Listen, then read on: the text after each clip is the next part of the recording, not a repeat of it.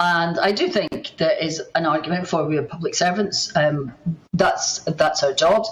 But I think we also have to allow for the circumstances where there are people who may want to be an MP for 10 years and then go back to being a GP, or they continue as a role as perhaps a fire officer while they're an MP, and they want to be able to do that. And there are other situations where people have professional qualifications they have to keep up, and that sort of thing. So I don't think you can just make a simple rule. I think we do need to examine the situation, and we cannot have the situation where there is any conflict of interest between the interests of a constituency and the constituents that you represent and somebody you're taking money from for lobbying on their behalf. That can't happen. But I think we have to examine it carefully and come up with a solution that works and that ensures that we don't get into another situation like this one, where someone has been lobbying on behalf of a private company and private interests while they are an MP. That is already out with the rules.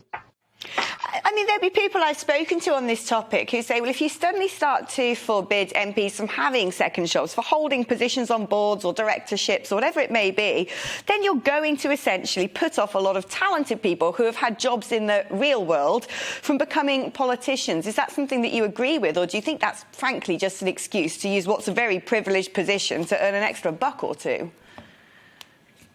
I think, being someone who had a real job in the real world for 30 years, I think that it is important that we have that experience.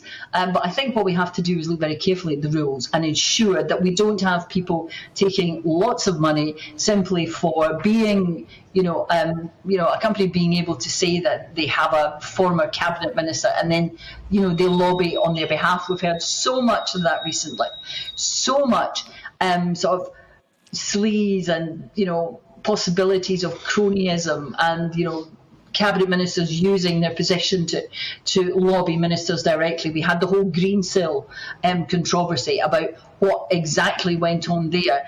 And these questions are the questions that need to be answered. If, on the other hand, you are a qualified social worker or a GP or a fire officer, someone who is performing a public service and who needs to keep up that